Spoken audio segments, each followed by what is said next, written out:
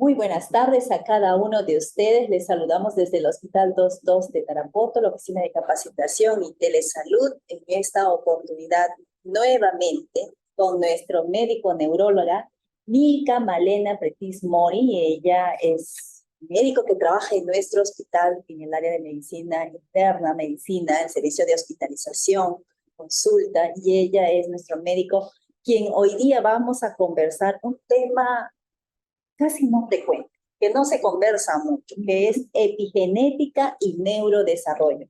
Seguramente muchos de nosotros estaremos preguntando de qué se trata, cómo lo va a abordar la doctora este tema, así que conociendo la experiencia que tiene ella muy académica en hacer las exposiciones, pues le vamos a brindar el espacio, doctora. Gracias, buen día nuevamente por estar con nosotros. Muy bien. Muy buenos días.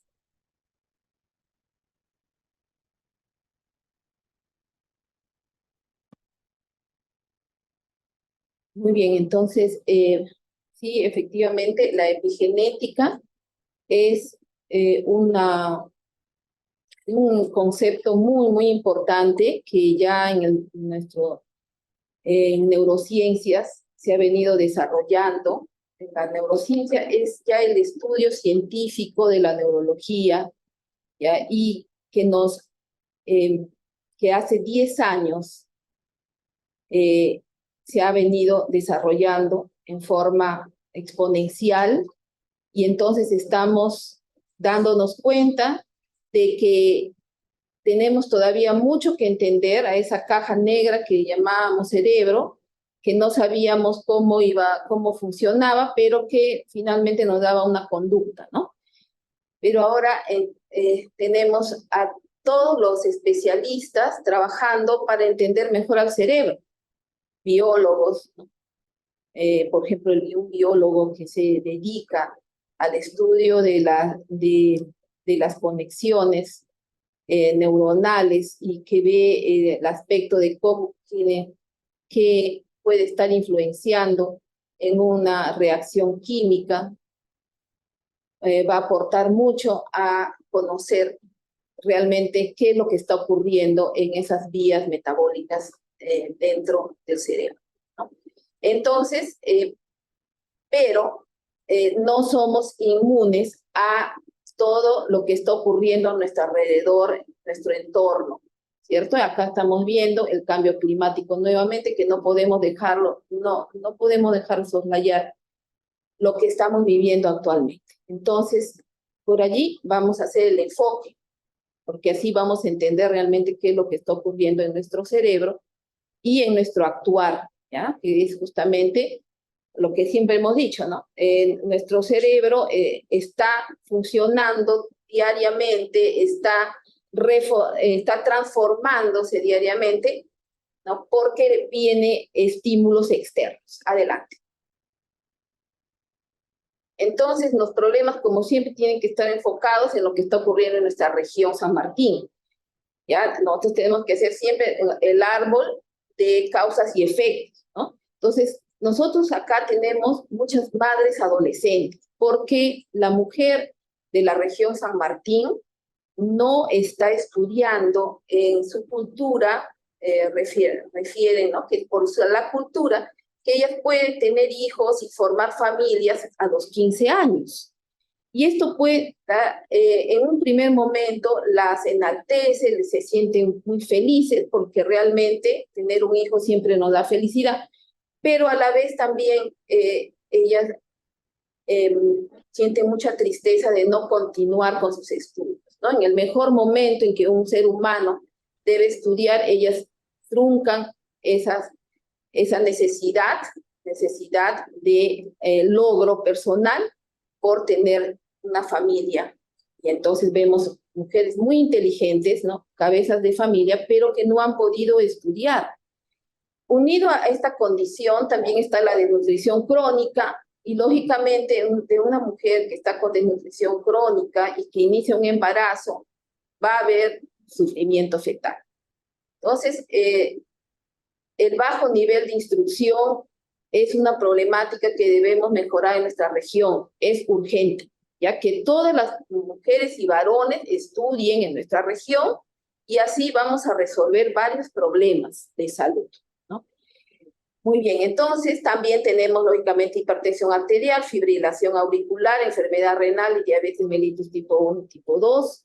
Pues tenemos enfermedades que tienen implicancias inmunológicas, ¿ya? Y que también pues tenemos que tener en cuenta, y ya se ha estudiado mucho, de que la hipertensión arterial tiene un correlato en las personas que han tenido retardo en el crecimiento intrauterino, que también ocurre en madres adolescentes. Entonces, esta situación hace que la persona tienda a más adelante en la adultez presentar hipertensión arterial. Lo mismo ocurre con la persona que ha tenido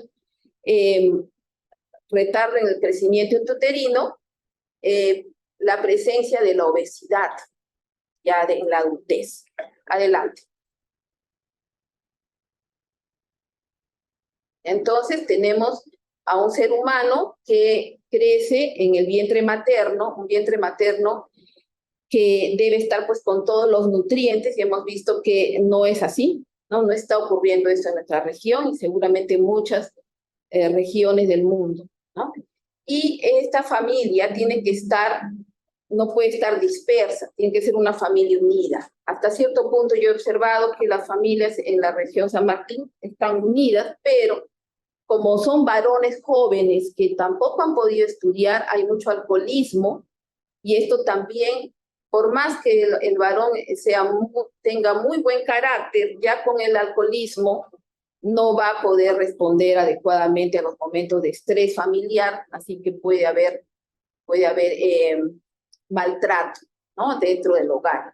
Entonces, eso va a interferir con el desarrollo de la persona que está en el vientre materno, ¿no? Este ser humano que tiene todos los derechos va a interferir.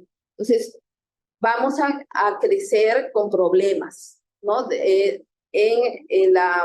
Siempre decimos, en el vientre materno vamos a tener problemas en el crecimiento, ¿ya? Las madres que lloran, por ejemplo, van a hacer que sus bebés tengan más alteraciones en el desarrollo del cerebro y podemos presentar enfermedades del neurodesarrollo cerebral, ¿no? Del neurodesarrollo. Así que tenemos que tener mucho cuidado con la parte emocional de la mujer. Una mujer o un varón, ¿no?, en este caso, que tiene, como siempre hemos dicho, el estrés crónico, siempre va a tener problemas de salud. Finalmente vamos a tener hipertensión, finalmente vamos a tener diabetes, vamos a tener fibrilación auricular, el riesgo cardiovascular va a estar alto, ¿ya?, en las personas que tienen estrés crónico. Entonces, ahí vemos el desarrollo, cómo va, el lenguaje, que ya a partir de los 3 años está muy bien desarrollado. El niño antes de eso, sus percepciones van a ir desarrollándose también, ¿no? Y está también el control de esfínteres, ¿no?, ya también alcanzando los 3 años. Y luego viene la identidad personal, que esa identidad personal la vamos a ver muy desarrollada cuando este niño hasta los 6 años ha tenido el amor de la familia, ¿no? Entonces, el amor de la familia es lo que va a determinar que este niño tenga un desarrollo durante su vida, porque el neurodesarrollo es durante toda la vida, ¿ya? Entonces, el neurodesarrollo va dándose con todos los elementos externos que van llegando a este ser humano y va modificándose, va modulándose. Siempre se espera que la modulación sea positiva, más no negativa, ¿no? Entonces, pero todo esto va a depender de todo lo que ocurra con esa familia y con su entorno. Así que eso hay que tenerlo en cuenta sí o sí. Entonces, este va a ser un adulto sano, ¿no?, con una identidad personal adecuada y va a ser feliz. Adelante.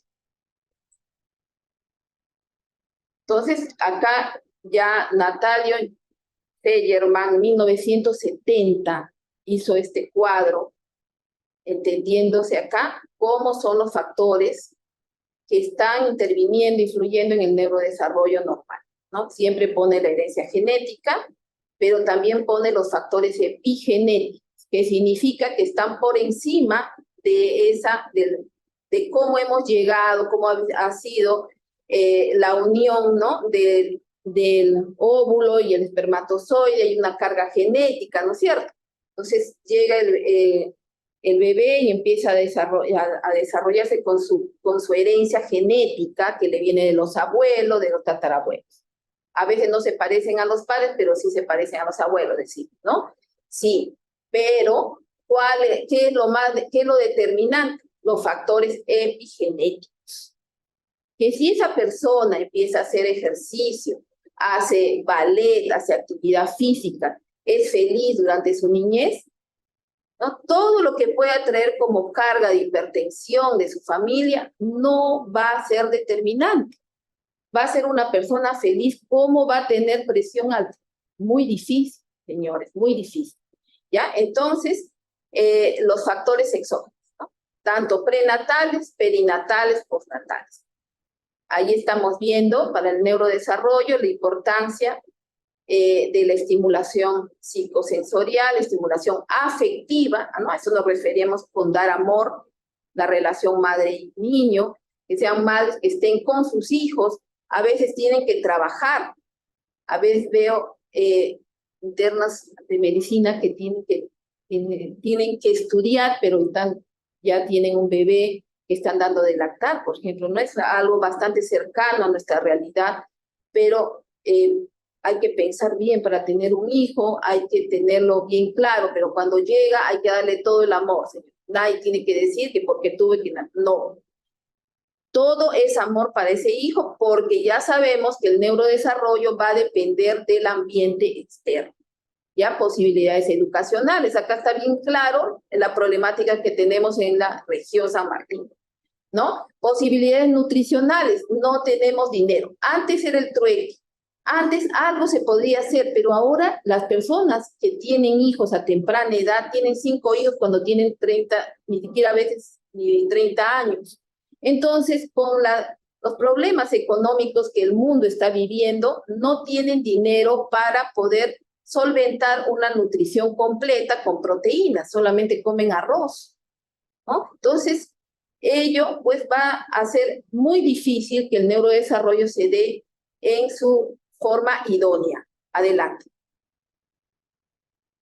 Entonces, acá también tenemos otro cuadro, ¿no? De una última revisión de agosto del 2022, nuevamente el neurodesarrollo acá, la malnutrición materna, tiene que ver mucho, ¿no?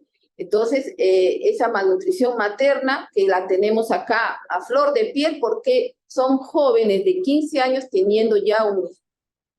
Jóvenes que han estado comiendo arroz en su niñez y no están bien nutridas. Así que, ¿cómo va a salir ese bebé? ¿Cuál es el futuro de ese hijo de nuestra región San Martín? ¿No? Poniéndose en nuestro caso específico. Entonces, nacen con bajo peso, ¿ya? Y lógicamente que pueden tener sobrepeso, puede haber hipertensión, puede haber obesidad. Tenemos muchos casos de obesidad acá en la región San Martín, ¿no? Y lógicamente de hipertensión. Adelante. En general, por ejemplo, acá López 2022 nos habla de los trastornos del neurodesarrollo. Sí, efectivamente, tenemos trastorno de espectro autista, discapacidad intelectual, trastorno de la comunicación, el trastorno de la atención y la hiperactividad, trastornos de aprendizaje, trastornos motores, ¿no? Que significa que durante el desarrollo en el vientre materno esa madre no ha estado en las mejores condiciones para poder producir el mejor neurodesarrollo intraútero. Ya no ha estado. Por eso acá menciona, ¿no?, el aspecto emocional, principalmente, yo lo pongo, mira, y lo ponen al principio, ¿no? Emocional, ¿no? La parte social, familiar. Es decir, si hay una estabilidad en esa familia, de una familia funcional, ¿cierto?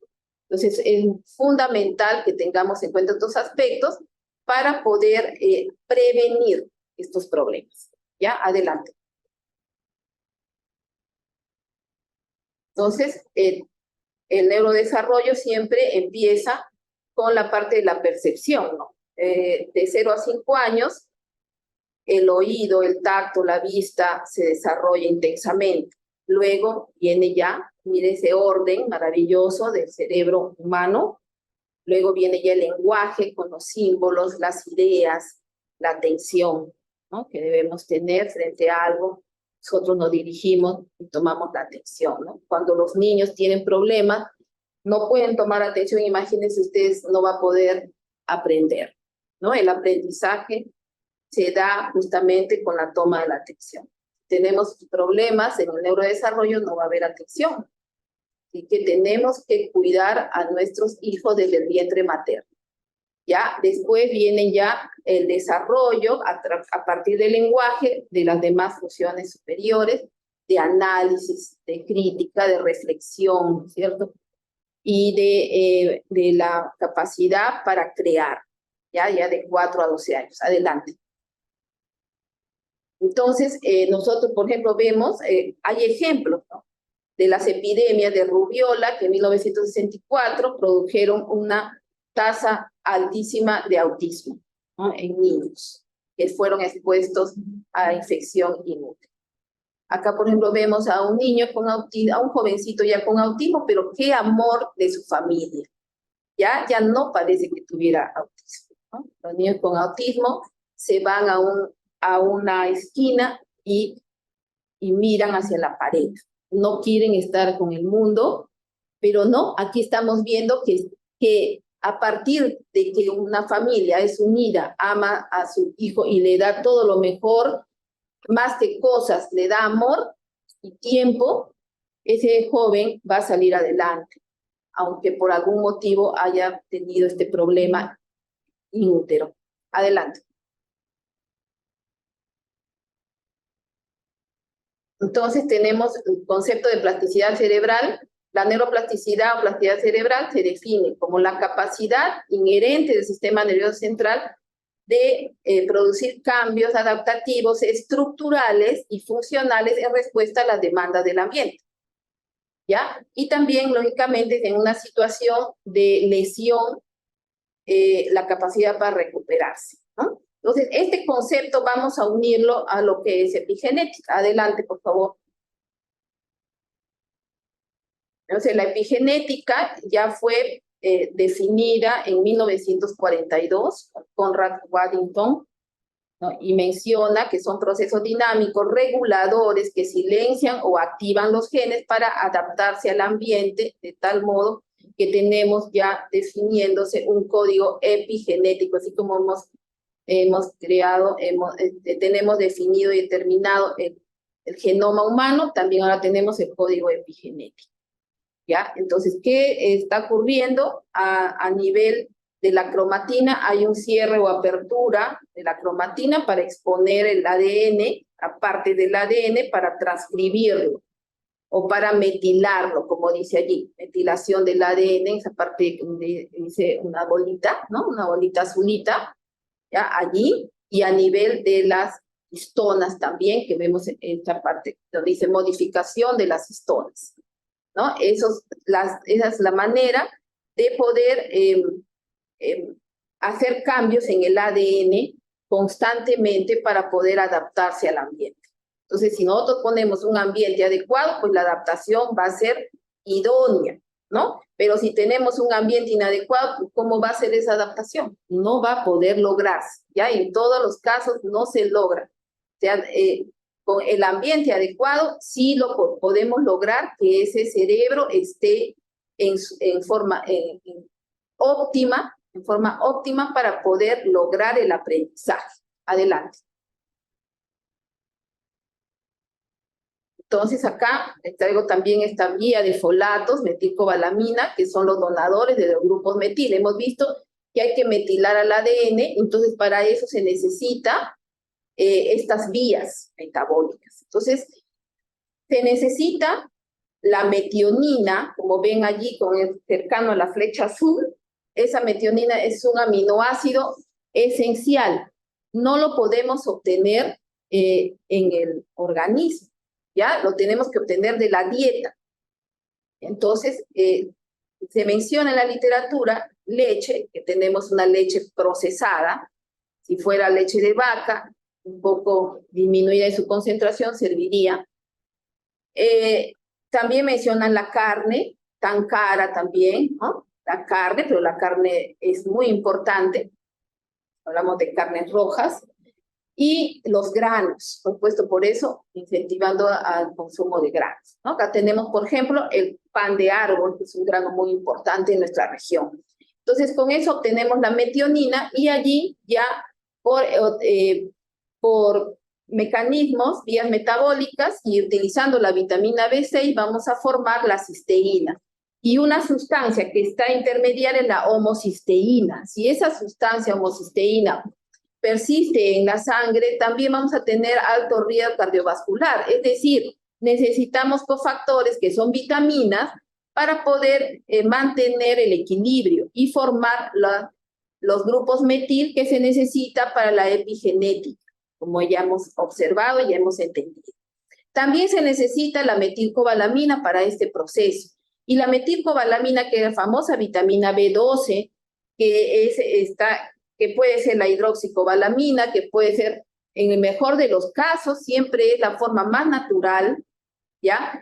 Va a participar en las dos vías que ustedes están viendo allí, ¿no? Tanto para formar síntesis de ácidos nucleicos como para formar los grupos metil, ¿cierto? Entonces, estamos viendo la importancia de las vitaminas en la epigenética del neurodesarrollo. Lo mismo está ocurriendo con nuestros otros órganos, ¿ya? Lo mismo está ocurriendo, porque estos procesos celulares se dan en el cerebro y se dan en nuestras otras células de la economía. Entonces, los folatos también igual en la dieta con verduras, con palta, por ejemplo, ¿no? Y los frijoles, ¿ya? Entonces, fundamental. Acá también vemos a la riboflavina interviniendo, que es la vitamina B2. Adelante.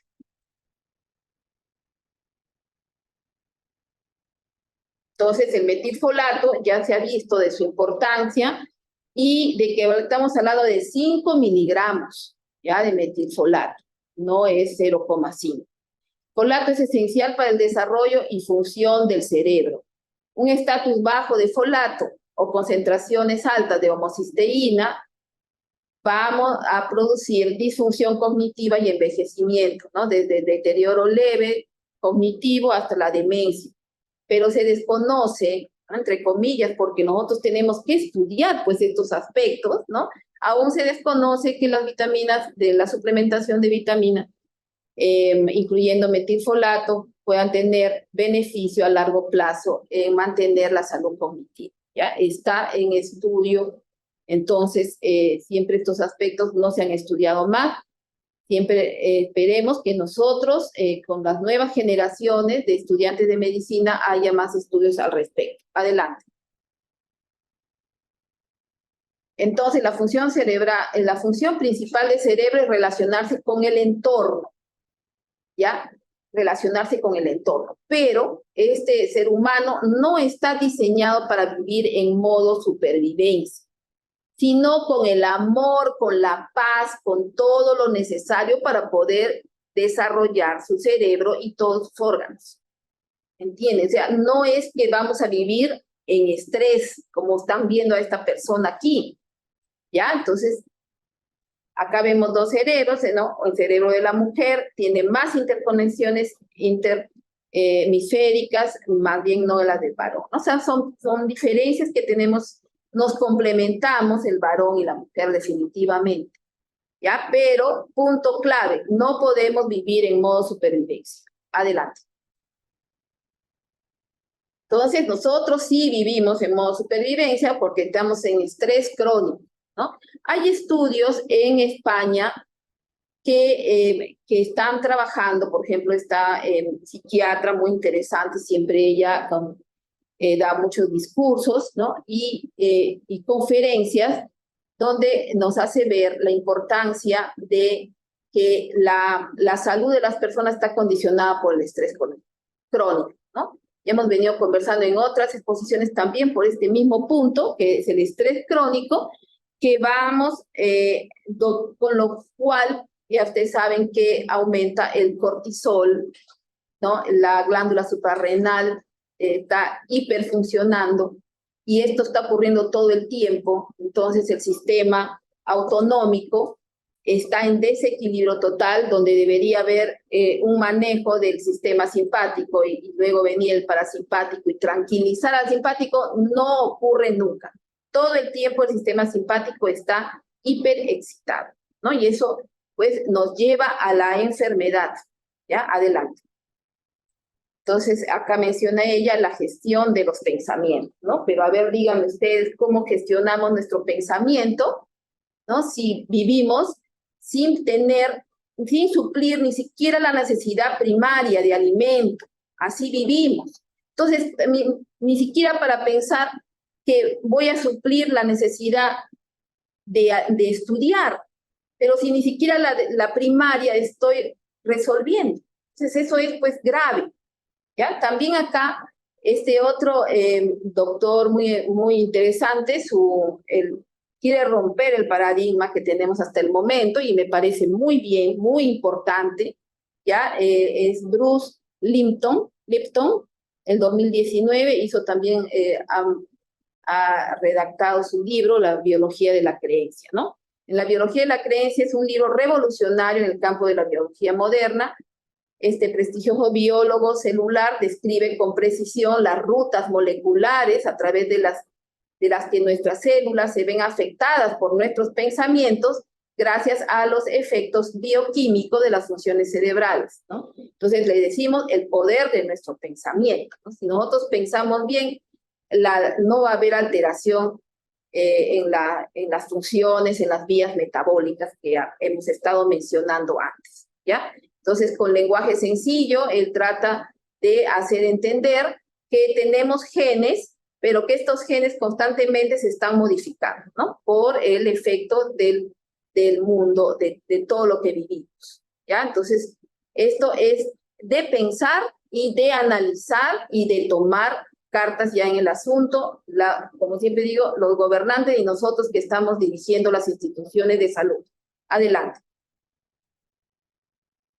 Acá está la barrera hematoencefálica, que ya sabemos que es un endotelio que tiene unas uniones, ¿ya? Unas uniones. Ahí esa parte rosadita es el endotelio de la barrera hematoencefálica. Estas uniones son muy importantes. Ahí se están estudiando actualmente. A ver, adelante. Ya hay lo que llamamos ahí unión estrecha, ¿no? Están las ocludinas y las claudinas. Pero estas mismas proteínas que están sirviendo como unión estrecha, también las encontramos en otros órganos.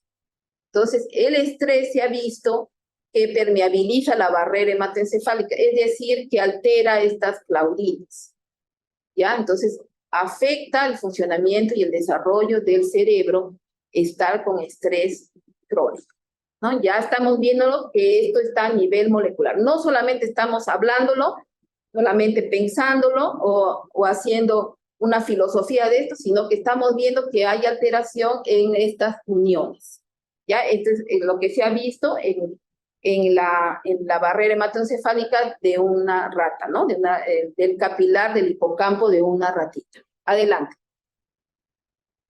En cáncer también se ven que las claudinas están alteradas, o sea, estas proteínas son muy importantes y tenemos que seguir estudiando. Las claudinas en cáncer también se ven alteradas. Adelante. Y también en la enfermedad renal. Ahí está la claudina 19, 16 y 14. Muy bien. Me parece que eso ya es todo lo que tenemos por el momento. Adelante. Bueno, entonces la influencia del medio ambiente. Como ustedes ven, estos árboles les llega un viento, quizás caen para un lado, ¿no? Pueden quedar así dobladas. Árbol que crece, que nace torcido, nunca su rama endereza, ¿no? Árbol que crece torcido, más bien ahí diríamos, que de torcido, su rama no la va a poder enderezar. Entonces, la influencia del medio ambiente. Adelante. Estos hermosos árboles parece que sí encontraron un equilibrio, ¿no? Entonces, el punto clave es desarrollarse en paz y en libertad. ¿Ya? Pero primero en paz. Realmente cuando uno está tranquilo, miles de pensamientos maravillosos y positivos vienen al cerebro. Imposible tener hipertensión arterial, que siempre es mi pensamiento de que cómo poder resolver, porque si nosotros atacamos el problema de hipertensión arterial, difícilmente vamos a tener enfermedad cerebrovascular en muchos casos. Adelante, ya terminar. Gracias. Bien. Gracias, doctora. Excelente la exposición. Si tuviéramos alguna pregunta, por favor, podríamos hacerlo a través del chat o en todo caso pueden ustedes también levantar la manito para poder hacer sus preguntas a través de la reacción. Doctora, una pregunta. ¿Cómo se diferencia en todo caso la epigenética con la genética en sí? ¿Cuál es la diferencia? Es que la genética es todo aquello con lo cual tenemos a los cromosomas, ¿no? Tenemos a los cromosomas van a unirse por el amor de un hombre y una mujer, van a unirse el óvulo y el espermatozoide, y va a haber una combinación de genes, ¿no? El cromosoma es el conjunto de los genes, y es allí donde vamos a tener todo nuestro genoma, ¿no? Cómo estamos nosotros estructurados, van a estar aquí. Entonces, por ejemplo, si tenemos una abuelita que tiene dislipidemia, quizás tengamos algún grado de dislipidemia también, porque eso viene ya transmitido por el gen de la dislipidemia, ¿no? Entonces, quedamos con esa carga genética. Pero justamente los estudios están demostrando claramente que el factor ambiental es el determinante, que por más que haya un gen de la dislipidemia, nosotros podemos mejorar y tener un equilibrio en el desarrollo de esa persona si es que tenemos, pues, si es que le damos una alimentación adecuada y si es que no le damos el estrés crónico al que nos referimos, principalmente por la parte emocional. ¿Ya? Bien.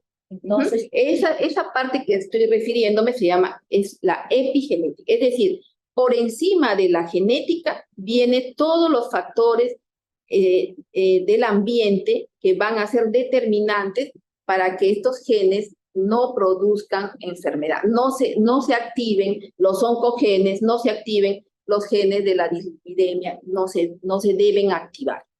Bien, ¿ya? Excelente la explicación. ¿Tenemos alguna pregunta, señorita? En todo caso, agradecerles también, están con nosotros la red Lucanas de Puquio, Cusco, la red de Yunguyo, por ejemplo, en Cusco, también. ¿no? Había en Cusco, ¿no? En Puno, cuando algún momento he estado allá, tenemos bastante la costumbre de consumir los líquidos, los consumen con mucho dulce, ¿no? Por eso es una preocupación que siempre ellos entiendan que no debemos consumir con dulce, ¿no? O sea, eso es lo que observaba yo en un momento cuando iba a ver a algunos pacientes allá en Cusco, principalmente. Y en Puno, a ver, quizás hay alguien que me pudiera decir, o ya no está nadie allí en Puno. Tenemos Puno, tenemos Chachapoyas también que nos están visitando hoy día, Abancay, el Instituto Nacional de Ciencias Neurológicas también está con nosotros hoy día. Muy bien. Bien, agradecerles a cada uno de ellos por su conexión. En resumen, doctora, ¿cuál sería la recomendación que usted podría emitir para todos los profesionales que estamos conectados acá en este entorno de educación continua? Que sigamos haciendo investigación acerca de la epigenética de las enfermedades, para prevenir las enfermedades. Ya eso es mi recomendación, sinceramente, que debemos continuar con los estudios para prevenir las enfermedades, doctores, doctoras, estudiantes de ciencias de la salud en general. ¿Ya? Tenemos que trabajar estos aspectos porque si no, todo el tiempo estaremos siendo los héroes de querer salvar a lo insalvable, porque ya asistimos a las consecuencias de no haber tenido esa importante consideración, ¿no? De ver cómo prevenir la enfermedad. ¿Ya? Los estudios están allí. Algunos, por ejemplo, he visto del 2011, por ejemplo. O sea, luego ya no han querido avanzar con los estudios, así es a veces, ¿no? Vienen 4 años que avanzan con los estudios y luego ya lo dejan por algún motivo, por alguna situación, algo no encontraron y lo dejan. Entonces, retomar todo, retomar y continuar los estudios. Eso es fundamental. Entonces, nosotros nos debemos a las personas que confían en nosotros y hay que hacer prevención, ¿no? Entonces, fundamental ello, por favor, a tenerlo en cuenta. Bien, una vez más hemos comprendido pues la importancia de la epigenética en la salud, ¿no? La epigenética en la medicina, ¿no? Y en nuestras actividades y como persona también, ¿no? Para desarrollarnos. Sí. Bien, muy agradecida, doctora. Siempre usted nos trae tips de buen estilo de vida. Yo diría, ¿no? Resumiendo todo esto, respetar a nuestro entorno, cuidar a nuestro entorno, nuestro medio ambiental, ¿no? Y también, pues, cuidémonos del estrés. ¿Quién no está sometido al estrés? Todos, pero sí hay formas, hay mecanismos de cómo disminuir, en todo caso, nuestro nivel de ansiedad, nuestro nivel de estrés, de preocupación que podemos tener. Es fácil cuando hay un poco de dinero, ¿no? O sea, es fácil cuando hemos salvado nuestras necesidades primarias. Allí es fácil, doctora. Lo difícil es cuando, insisto, una persona joven, una pareja joven que no estudió, que tiene 5 hijos, ¿cómo vamos a pedirle que tenga capacidad para poder salir del estrés en el que se encuentra? Muy difícil. Por eso tenemos que dar apoyo a estas familias maravillosas, gente inteligente, que necesita estudiar. Punto clave, finalmente le digo, necesitan estudiar. Acá en nuestra región, esa es la problemática. Y lo es también en la región norte, lo es también. Allí donde nos han visitado en Chachapoyas, también lo es. Entonces, pues es una problemática nacional. ¿Ya? Entonces, a estudiar, todos deben estudiar. Y los gobiernos deben encargarse de dar la alimentación adecuada. No podemos estar con el tipo de alimentación con procesados, como siempre he mencionado. Los procesados no corresponden a una alimentación que va a salvarnos de un estrés crónico celular, en este caso, celular. Porque para limpiar todos los aditivos que están presentes en un enlatado, pues allí vamos a gastar todos esos cofactores importantes que son estas vitaminas que he mencionado, las vamos a gastar, así que de nada nos va a servir. Tiene que ser comida natural. Adelante. Bien, gracias. Realmente, sí, ¿no? Porque escuchamos mucho los problemas sociales y sin embargo, en vez de plantear soluciones a esos problemas sociales, en el caso de los adolescentes, ¿no? Al contrario, las reacciones de los padres, ¿no? Es de una manera muy reactiva, ¿no? No, le diré que en estas comunidades son felices de ver a su hijita ya a los 15 años queriendo formar un hogar, ¿no?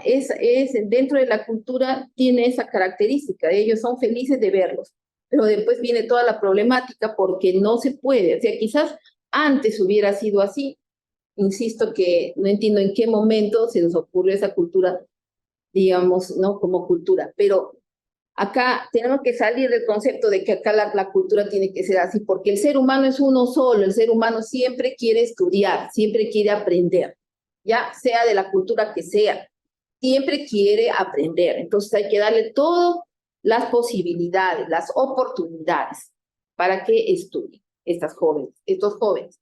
Y así no van a querer tener familia por el momento hasta que cumplan sus metas personales. Bien, tienen derecho.